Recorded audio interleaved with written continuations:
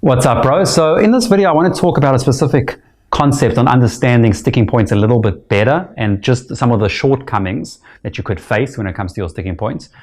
Here, I want to talk about sticking point delusions.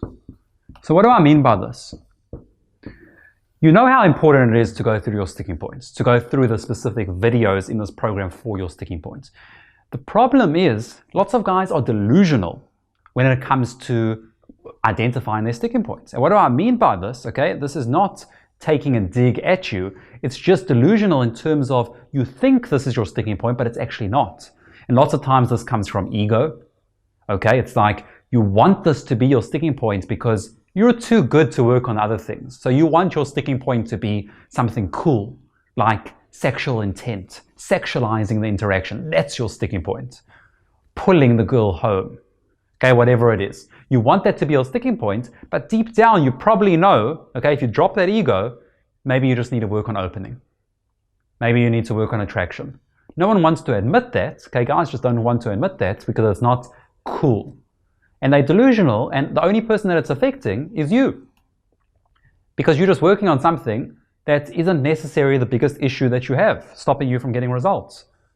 So if I had to ask you really, what is really going wrong right now? What is your biggest sticking point? What is your big issues?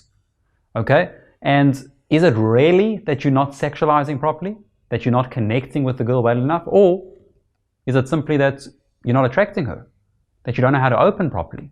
Your approach anxiety? Okay, whatever it is. So always think to yourself, is this really your sticking point?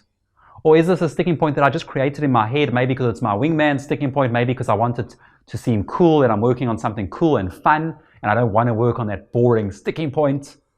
Okay, I want to do something else. Maybe it's just something that you want to work on, so you're almost deluding yourself into believing that it's an issue for you. But simply put, you just want to work on it just for fun. So this is where you really need to drop your ego and really think to yourself, okay, enough now. What am I actually struggling with? What's actually going on wrong? Okay?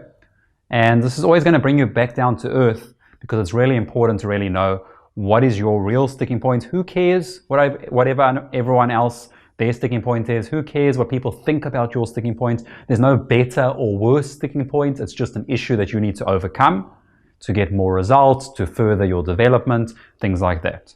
Okay?